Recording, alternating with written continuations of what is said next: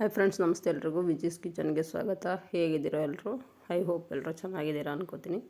ನಾನಿವತ್ತು ಒಂದು special recipe ಮಾಡ್ತಿದ್ದೀನಿ. ಏನಪ್ಪ ಅದು ಅಂದರೆ, ಈ ಸೀಸನಲ್ಲಿ ಸಿಗೋ ಮಾವಿನಕಾಯಿ ಚಿತ್ರಾನ್ನ ಮಾಡ್ತಿದ್ದೀನಿ. ತುಂಬ ಟೇಸ್ಟಿಯಾಗಂತೂ ಇರುತ್ತೆ. ಯುಗಾದಿ ಹಬ್ಬದಲ್ಲಿ ಮಾವಿನಕಾಯಿ ಚಿತ್ರಾನ್ನ ಇಲ್ಲಾಂದರೆ ಯುಗಾದಿ ಹಬ್ಬ ಕಂಪ್ಲೀಟೇ ಆಗೋಲ್ಲ ಅನ್ನೋ ಥರ.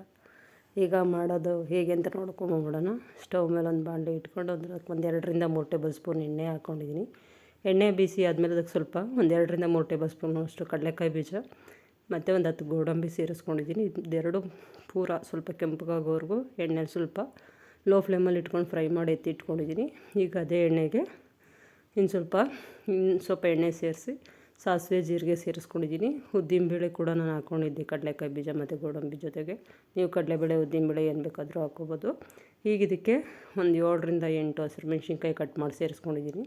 ಒಂದು 2 ಇಲ್ಕು ಬೆಳ್ಳುಳ್ಳಿ ಹಾಕ್ಕೊಂಡಿದ್ದೀನಿ. ಬೆಳ್ಳುಳ್ಳಿ ಫ್ಲೇವರ್ಗೆ ನಿಮ್ಮಿಷ್ಟ ಬೇಕು ಅಂದರೆ ಹಾಕ್ಕೊಡು, ಇಲ್ಲಾಂದ್ರೆ ಸ್ಕಿಪ್ ಮಾಡ್ಕೊಳ್ಳಿ. ಸ್ವಲ್ಪ ಕರಿಬೇವು ಸೇರಿಸ್ಕೊಂಡಿದ್ದೀನಿ.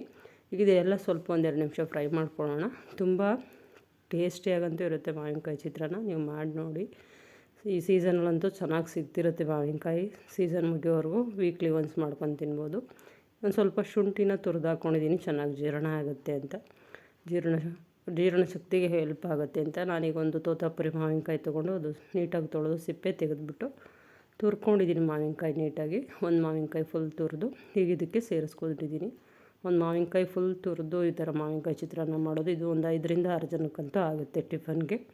ಈಗ ಇದನ್ನು ಒಂದು 2 ನಿಮಿಷ, 2-5 ನಿಮಿಷ ಚೆನ್ನಾಗಿ ಹಸಿ ಸ್ಮೆಲ್ ಹೋಗೋವರೆಗೂ ಚೆನ್ನಾಗಿ ಫ್ರೈ ಮಾಡ್ಕೊಳ್ಳೋಣ. ಮಾವಿನಕಾಯಲ್ಲಿ ಹಸಿ ಸ್ಮೆಲ್ ಏನಿರುತ್ತೆ ಅದು, ಇದು ನೋಡ್ತಿದ್ರೆ ಬಾಯಲ್ಲಿ ನೀರು ಬರ್ತೈತೆ.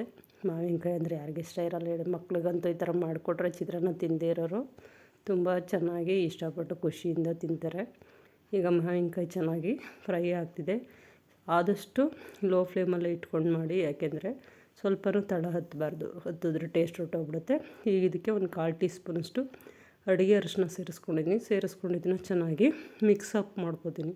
ಚೆನ್ನಾಗಿ ಬ್ಲೆಂಡ್ ಆಗಬೇಕು ಮಾವಿನಕಾಯಿ ಜೊತೆಗೆ. ಹಾಗಾಗಿ ಈಗ ಇದು ರೆಡಿಯಾಗಿದೆ. ಇದಕ್ಕೊಂದು 2 ಟೇಬಲ್ ಸ್ಪೂನಷ್ಟು ಫ್ರೆಶ್ ತೆಂಗಿನ ತುರಿ ಸೇರಿಸ್ಕೊಂಡು ಚೆನ್ನಾಗಿ ಇದನ್ನ ಫ್ರೈ ಮಾಡ್ಕೊತೀನಿ. ಇನ್ನು ಯಾರೆಲ್ಲ ನನ್ನ ಚಾನಲ್ ಸಬ್ಸ್ಕ್ರೈಬ್ ಮಾಡ್ಕೊಂಡಿಲ್ಲ ದಯವಿಟ್ಟು ಸಬ್ಸ್ಕ್ರೈಬ್ ಮಾಡ್ಕೊಂಡು ನೋಡಿ. ಈ ವಿಡಿಯೋಗೊಂದು ಲೈಕ್ ಕೊಡಿ, ನಿಮ್ಮ ಫ್ರೆಂಡ್ಸ್ಗೆಲ್ಲ ಶೇರ್ ಮಾಡಿ. ಹೊಸ ಈಸಿ ರೆಸಿಪೀಸ್ಗಾಗಿ ವಿಜಿಸ್ ಕಿಚನ್ನ ಸಬ್ಸ್ಕ್ರೈಬ್ ಮಾಡ್ಕೊಂಡು ಫಾಲೋ ಮಾಡೋದನ್ನಂತೂ ಮರಿಬೇಡಿ. ದಯವಿಟ್ಟು ಸಬ್ಸ್ಕ್ರೈಬ್ ಮಾಡ್ಕೊಂಡು ನೋಡಿ ಫ್ರೆಂಡ್ಸ್.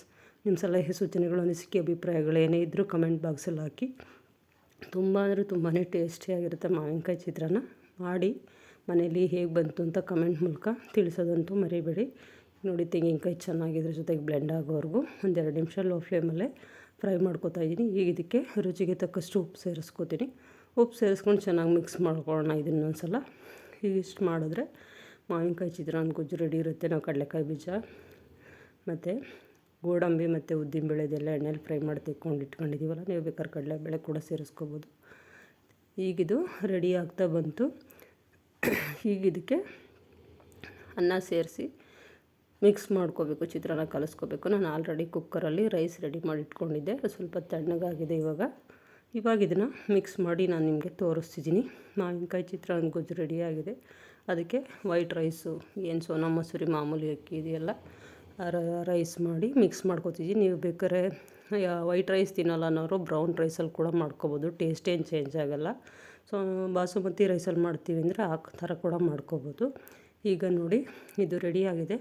ಮಿಕ್ಸ್ ಮಾಡಿ ಹಾಕ್ಕೊಂಡ್ಮೇಲೆ ನಾನು ಲಾಸ್ಟಿಗೆ ಕಡಲೆಕಾಯಿ ಬೀಜ, ಗೋಡಂಬಿ ಮತ್ತು ಉದ್ದಿನಬೇಳೆ ಏನು ಫ್ರೈ ಮಾಡಿ ಇಟ್ಕೊಂಡಿದ್ದೆ ಅದು, ನಾಟಿ ಕೊತ್ತಂಬರಿ ಸ್ವಲ್ಪ ಕಟ್ ಮಾಡಿ ಸೇರಿಸ್ಕೊಂಡಿದ್ದೀನಿ. ನೋಡಿ, ಬಾಯಲ್ಲಿ ನೀರು ಬರ್ತಿದೆ ಈಗ ನೋಡ್ತಾ ಇದ್ದರೆ.